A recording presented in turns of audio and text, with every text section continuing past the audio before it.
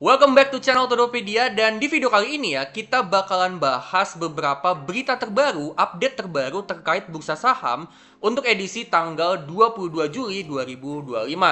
So, buat kalian yang pengen tahu ada apa aja update terbaru di bursa saham ya, tonton video ini sampai habis untuk tahu jawabannya. Nah, tapi sebelum kita mulai, seperti biasa jangan lupa subscribe channel Todopedia dan juga jangan lupa tekan lonceng notifikasi supaya kalian terus up to date sama channel Todopedia.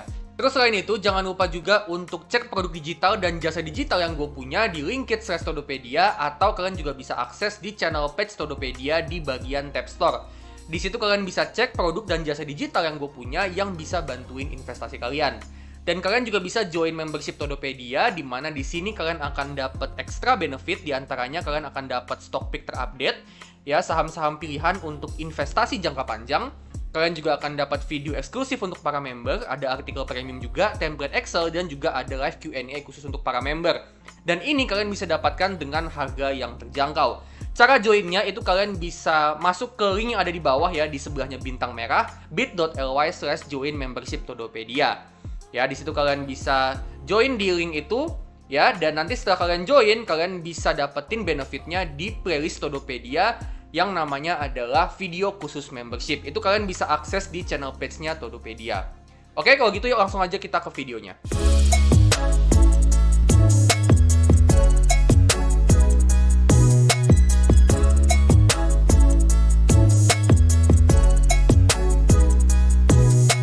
Oke, kita langsung aja masuk ke berita yang pertama. Ini datang dari saham BBRI atau Bank BRI. Di mana terkait Bank BRI, ini baru aja keluar berita kalau pemerintah ini baru aja nge-launching program Koperasi Desa Merah Putih atau KDMP di tanggal 19 Juli 2025. Nah, program ini dinilai bisa kasih dampak yang positif untuk prospeknya BBRI. Kenapa kayak gitu? Karena dengan adanya KDMP ini bisa jadi potensi ekspansi kredit untuk BBRI untuk kedepannya, terutama untuk segmen mikro dan juga pedesaan. Ya, ini kan koperasi desa, jadi ini bisa jadi potensi ekspansi kreditnya BBRI, terutama untuk segmen mikro dan juga pedesaan. Gitu ya. Dimana untuk program KDMP ini akan ada 80.000 koperasi, dimana per koperasinya itu butuh 3 miliar pendanaan. Ya, ini tentu bisa jadi potensi ekspansi kredit yang cukup besar untuk BBRI, dan kalau dia bisa ekspansi kredit, itu juga berpotensi untuk naikin pendapatan bunga. Dan kalau pendapatan bunganya bisa bertumbuh, tentunya itu juga berimbas ke pertumbuhan laba bersih dari BBRI. Gitu ya. Nah, nggak cuman dia bisa ekspansi kredit aja, tapi dengan adanya program KDMP ini, ya BBRI ini juga bisa ngelakuin cross-selling, ya, di mana produknya BBRI itu kan nggak cuman pinjaman doang, tapi juga ada kayak tabungan, virtual account, digital banking, ya, itu juga belum termasuk sama produk-produknya holding ultra mikro kayak Pegadaian sama PNM juga pasti punya produk dan jasa mereka masing-masing, gitu ya. Jadi itu bisa jadi potensi pertumbuhan kredit untuk BBRI, tapi itu juga bisa jadi potensi cross-selling di mana BBRI itu juga bisa nawarin produk-produk dia yang lain, ditambah juga produknya Pegadaian dan PNM, dan itu juga berpotensi untuk bisa jadi potensi pertumbuhan pendapatan non-bunga untuk BBRI untuk kedepannya. Nah, tapi teman-teman ya, menurut gua nih, kita perlu waspada karena dengan adanya pertumbuhan kredit di segmen mikro, dengan adanya KDMP ini, ya meskipun memang bisa jadi itu jadi sumber pendapatan bunga untuk BBRI, tapi itu juga bisa jadi potensi NPL untuk BBRI. Dan kita kan tahu teman-teman ya, kalau BBRI ini memang belakangan ini NPL-nya lagi cukup meningkat, gitu ya. Jadi kalau misalnya dia kasih pinjaman ke KDMP ini, ya dia kasih financing, dia kasih loan gitu ya, ini malah bisa jadi juga potensi tambahan NPL yang bisa ngebuat NPL-nya BBRI ini jadi bengkak.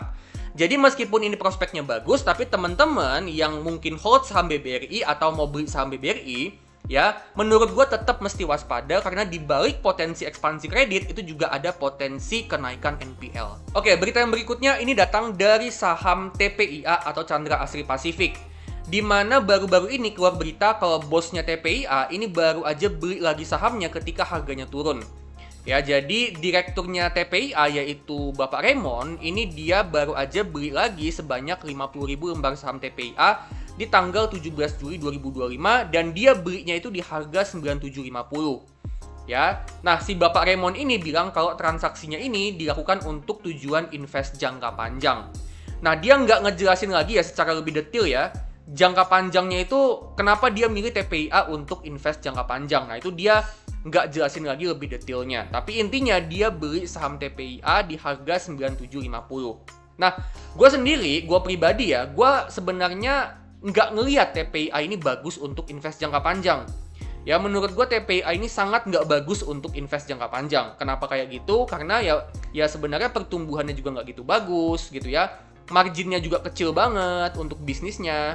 Ya, laba bersihnya masih negatif alias masih merugi. Ya, terus juga untuk cash flow-nya juga masih negatif. Jadi gua nggak melihat kalau TPIA ini bagus untuk invest jangka panjang. Gitu ya. Nah, tapi selaku direktur, bisa jadi nih Pak Raymond ini dia ngelihat nih ada sesuatu di dalam bisnis TPIA yang sangat-sangat potensial mungkin yang bisa mendorong pertumbuhan bisnis TPIA untuk kedepannya, dan itu bisa jadi gua nggak lihat gitu ya. Bisa jadi dia ngelihat mungkin ada sesuatu, ada katalis pertumbuhan yang bagus ke depannya. Ya, bisa jadi lewat CDIA-nya, bisa jadi lewat faktor lain gitu ya, yang mana mungkin dia melihat bahwa potensi kedepannya untuk bisnisnya TPIA ini akan cukup bagus gitu ya. Nah, gue nggak tahu nih kalian ikut juga nggak nih sama Pak Raymond untuk beli sahamnya ya, tapi kalau gue pribadi karena gue tidak melihat itu ya, makanya gue memutuskan untuk nggak beli sahamnya. Nah, menurut kalian gimana nih? Kalian setuju nggak sama Pak Raymond ini? Ya, kalian ikut nggak beli sahamnya atau kalian memilih untuk ini saham perusahaan yang nggak bagus dan gue nggak mau beli jadi gue skip aja. Nah, kalau misalnya kalian ada pandangan untuk TPIA ini ya, kalian boleh share di kolom komentar.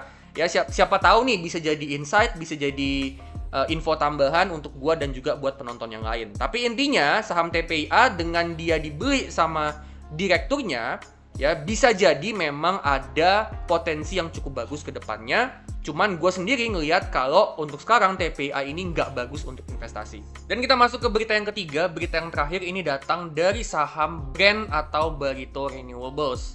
Di mana terkait saham Brand, ini baru aja keluar berita kalau Pak Prajogo Pangestu ini borong 3 juta saham Brand. Di mana dia ngeborong saham Brand itu ada di harga rata-rata itu 7944. Jadi dia beli saham Brand di sekitaran harga 7.900. Nah, tujuannya Pak PP untuk beli saham Brand itu tujuannya memang untuk tujuan investasi pribadi.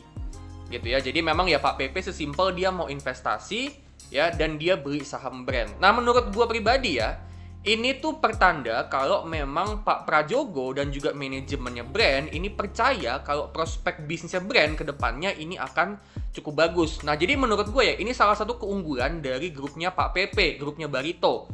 Ya, tadi kita udah bahas TPIA itu direkturnya beli sahamnya, sekarang di Brand itu Pak PP beli sahamnya juga. Jadi di dalam bisnisnya Pak PP, grupnya Pak PP, ini memang kalau kita lihat ya, direkturnya, petingginya, bahkan Pak Prajogonya sendiri itu beli sahamnya.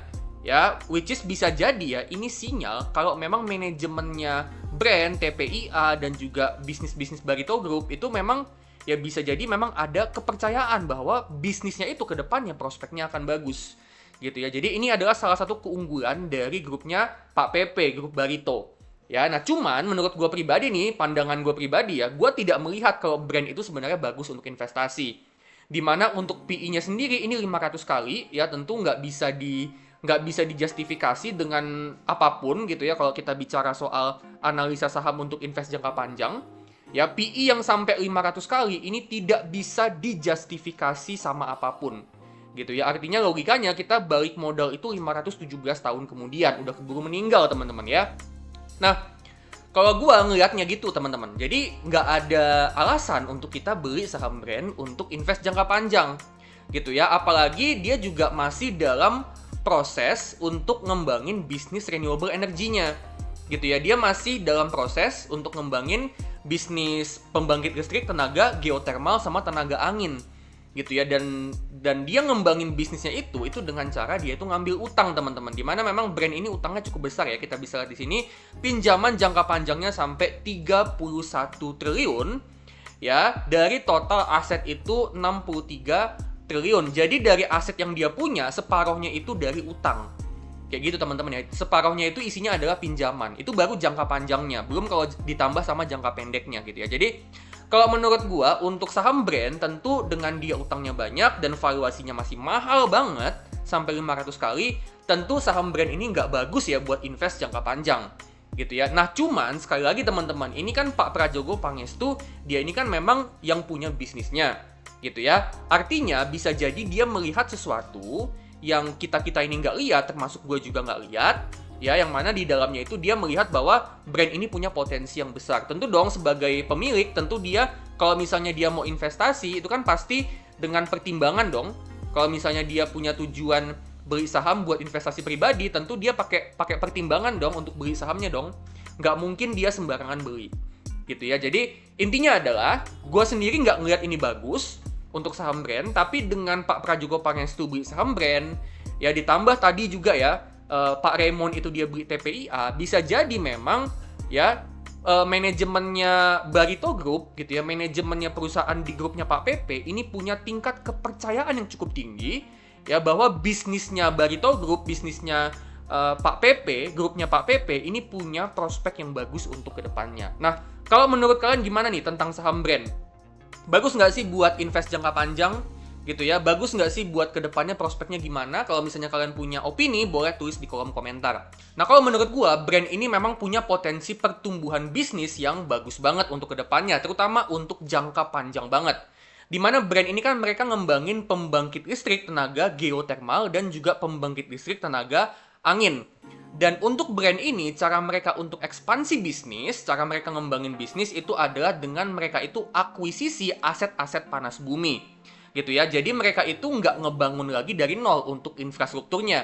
Nah, dengan kayak gitu, menurut gue itu bisa mempermudah brand ini untuk terus mereka ekspansi bisnis, ya, untuk mereka terus ningkatin kapasitas produksi dari energi listrik mereka, ya, dan dengan kayak gitu mereka lebih cepat untuk bisa ningkatin pendapatan. Gitu ya. Jadi untuk brand ini memang dari segi pertumbuhan bisnis memang kedepannya akan cukup bagus dengan mereka itu rajin akuisisi. Tapi sekali lagi kalau menurut gue ya, secara valuasi ini memang udah terlalu mahal banget. Oke, jadi sekian dulu ya berita-berita saham terbaru untuk tanggal 22 Juli 2025. Nah, kalau menurut kalian gimana nih? Gimana sih tanggapan kalian tentang beberapa berita ini? Ya, gimana prospeknya saham-saham BBRI, ya TPIA, dan juga brand menurut kalian? Apakah bagus buat kedepannya atau gimana? Kalau misalnya kalian punya insight, ya kalian punya pandangan nih tentang BBRI, TPIA, brand, kalian boleh banget share di kolom komentar. Siapa tahu bisa jadi insight buat gua dan juga buat penonton yang lain. Nah, kalau kalian suka sama video ini, jangan lupa klik like, bagiin video ini ke teman-teman kalian, dan kalian juga bisa kasih super thanks supaya gue makin semangat untuk bikin konten-konten yang terbaik buat kalian semua. Disclaimer ya, ini bukan ajakan untuk jual beli, tapi ini cuman ulasan gue aja untuk saham-saham yang jadi topik pemberitaan baru-baru ini. Ya, jadi ini opini gue, ini analisa gue, dan bukan ajakan untuk jual beli. Jadi, keputusan investasi itu di tangan kalian masing-masing. Oke, kalau gitu gue pamit dulu dan sampai ketemu di video selanjutnya.